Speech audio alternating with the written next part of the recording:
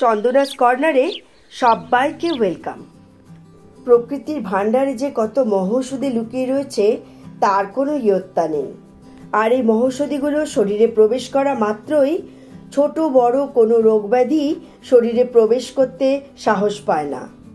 আর কোন কোন উপাদানগুলো দিয়ে আমি এই মহৌষধি তৈরি করেছি সেটা নিয়েই আমার আজকের ভিডিও। তবে ভিডিওটি শুরু করবার আগে আমার একমাত্র অনুরোধ, যারা যারা এখনও সাবস্ক্রাইব করেননি আমার চ্যানেলটাকে সাবস্ক্রাইব করুন। 1 কাপ কারি পাতা ভালো করে ধুয়ে শুকিয়ে নিয়েছি। ভিটামিন সি, ফসফরাস, আয়রন এবং ক্যালসিয়ামের ভালো উৎস। চুলের যে কোনো সমস্যা, শরীরের স্থূলতা এবং দাঁতের ক্ষয়রোধ করতে অসাধারণ কারি পাতা। নিয়েছি 1/2 cup almond. Fibre, protein, vitamin E, magnesium, manganese, তামা এবং ফসফরাসের চমৎকার উৎস আমন্ড। হৃদরোগের অনেকটাই ঝুঁকি কমিয়ে দেয় আমন্ড। নিলাম 2 টেবিলস্পুন কালো তিল। ক্যালসিয়াম, কপার, ম্যাঙ্গানিজ, আয়রন এবং অ্যান্টিঅক্সিডেন্টের বিশেষ বৈশিষ্ট্য আছে কালো তিলে, যার জন্য শরীরে রোগ প্রতিরোধক ক্ষমতাটা বেড়ে যায় আর আপনি বিভিন্ন রকম রোগের সংক্রমণ থেকে বাঁচতে পারেন। নিলাম 2 টেবিলস্পুন সূর্যমুখী বীজ অর্থাৎ সানফ্লাওয়ার সিডস।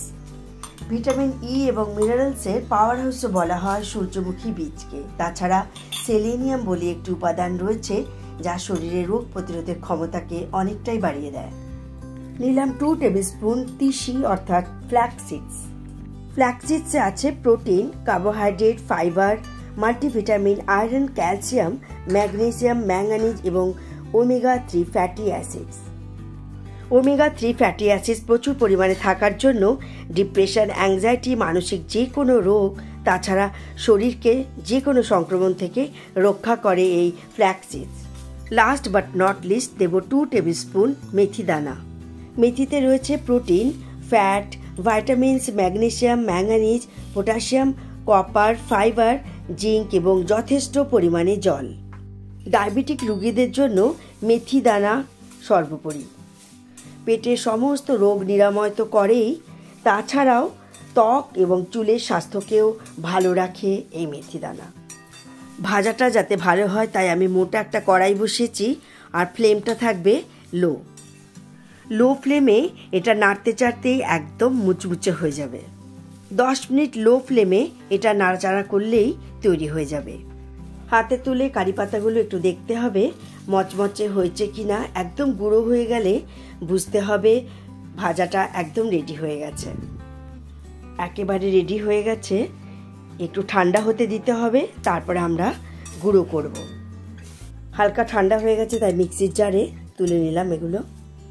হালকা গরম থাকতে থাকতেই এটা গুঁড়ো করে নেব আমরা। তৈরি হয়ে গেল ঘরোয়া পদ্ধতিতে একটা ফুড সাপ্লিমেন্ট। প্রতিদিন 1 চামচ করে খাবারের শেষে এটা সেবন করুন। প্রতিদিনই আমাদের খাদ্য তালিকায় কোনো না কোনো উপাদানের ঘাটতি থাকে, তাই প্রতিদিনই আমরা এটা 1 চামচ করে খাবো আর সঙ্গে 1/2 কাপ গরম জল। তাতে শরীরের সেই ঘাটতিটা অতি অবশ্যই পূর্ণ হবে আর কোনো রোগ প্রবেশ করতে সাহসই পাবে না। এরকম একটা শুকনো কাচের জার নিয়ে নেব। অবশ্যই জার এবং জারের মুখটা ভালো করে ধুয়ে শুকিয়ে নিতে হবে। এরপর জারে আমরা ভরে নেব, কিন্তু খুব সাবধানে, একদম যেন নিচে না পড়ে। তাই কোনো প্লেটের উপর রেখে নিলে আমার মনে হয় খুব সুবিধা হবে। জারের মুখটা এরকম টাইট করে রেখে দিতে হবে। হয়তো ইনস্ট্যান্ট হবে না, কিছুদিন সেবন করার পর অতি অবশ্যই এর ফল বোঝা যাবে। এর কোনো সাইড এফেক্ট নেই। আপনারাও বানিয়ে ফেলুন আর প্রতিদিন সেবন করুন। আমার আজকের ভিডিওটি কেমন লাগলো অতি অবশ্যই কমেন্ট বক্সে জানাবেন। ভালো থাকুন আর রোগ মুক্ত থাকুন। Thank you.